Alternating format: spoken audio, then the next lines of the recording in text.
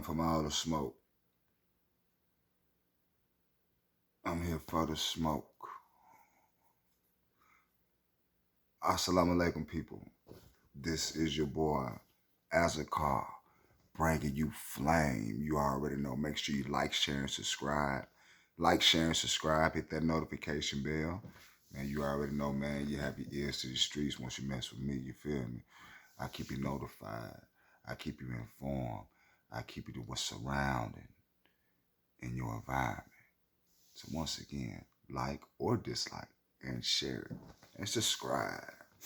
Shout out to the black YouTube out there. Long live Lord Kevin Samuels, Ticket TV, Carcino, Kwame Brown, the league attorney, J.R. Wisdom, Mr. Palmer, Too Raw for Sports, Too Raw for TV. Yo, the brothers, they hold it down on the YouTube tip. And I just try to follow these worthy YouTube individuals. But let's cook on this subject right here. You know, ever since they came out with that, I don't know, the law or whatnot, No Child Left Behind. Let me ask you, parents, how do you feel about that? Did it do more harm or did it do good to the outcome of the situation? It looks like the officials were trying to be in their feelings on people who wasn't passing, and they looking at, you know, maybe doing some self-reflecting, like they didn't do a good job of parenting or whatnot. Or just maybe face the reality that the child might just have learning disabilities and can't progress.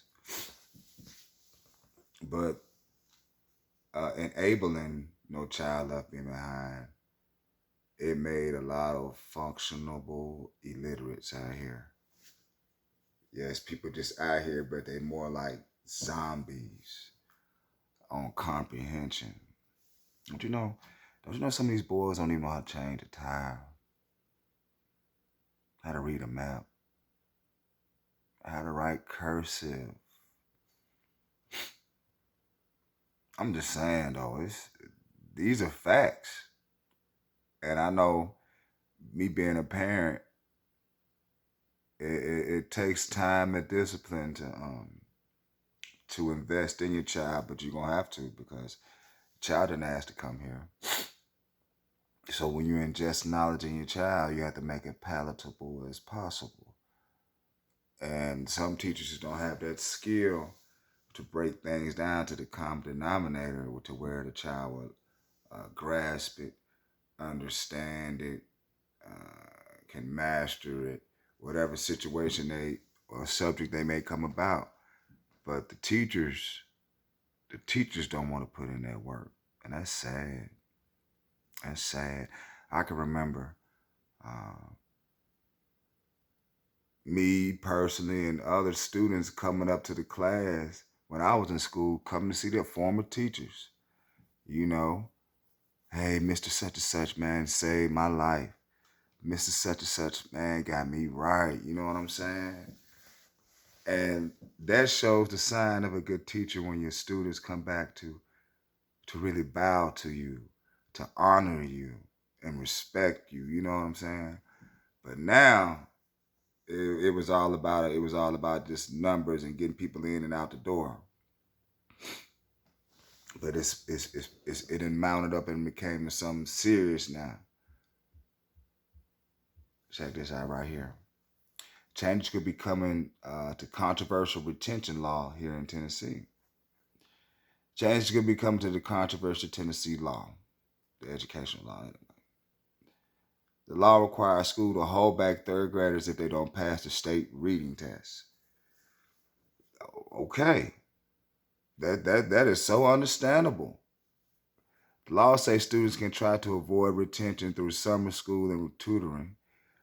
Students must show significant growth through those programs in order to advance. I mean, yeah, they got to show sufficient growth and progression. That's how you gonna make it. We had to go through some school. Shit, boy.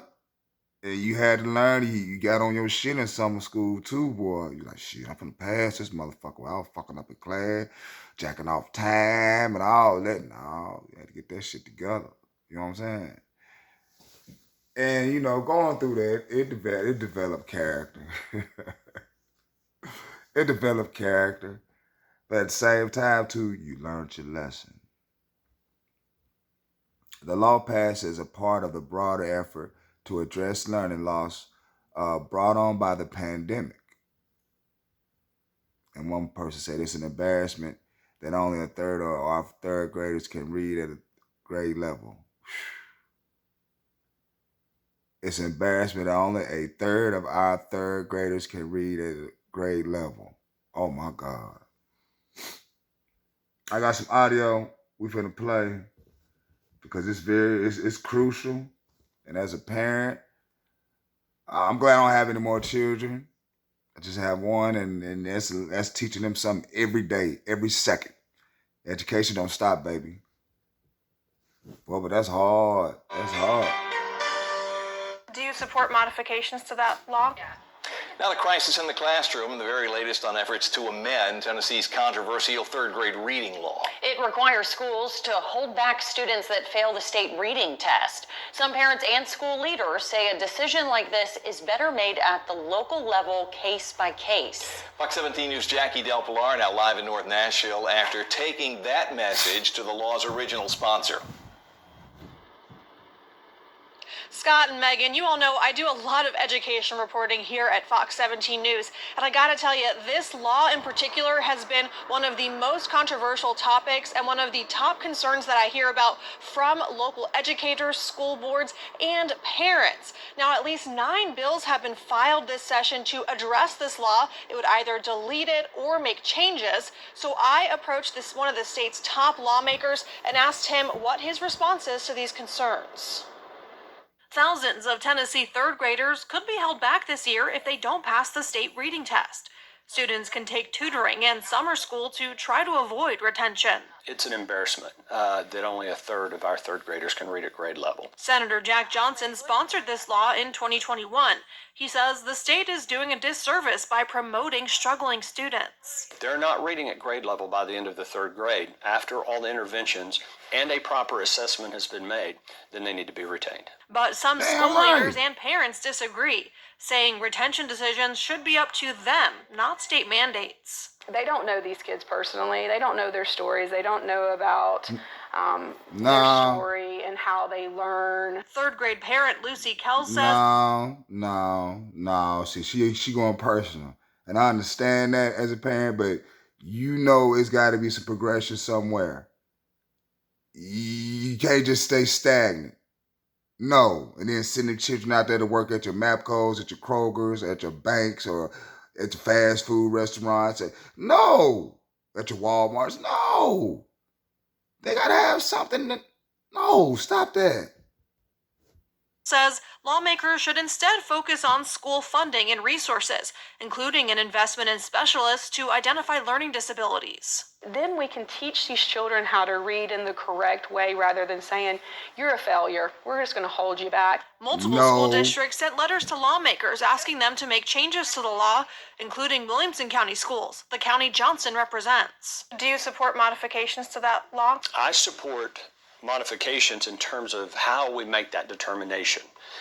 In talking with some of our local school folks, some of them use what's referred to as a universal screener and believe that might be a better measure of whether or not that child is reading at grade level. At least 9 bills are filed at the state targeting the law. Some would delete retention requirements altogether. Others make small adjustments, like using screener tests to determine reading proficiency. Now, all of those bills will be discussed in the coming weeks, including one hearing this Wednesday afternoon. You can count on Fox 17 News to keep you updated.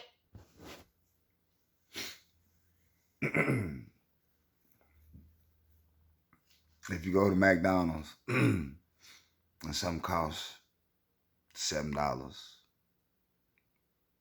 and if you give them 10 and they give you $1 back, you'd be mad, wouldn't you? But no, you passed them. They ain't left behind. That's what you're going to throw out in society. You know?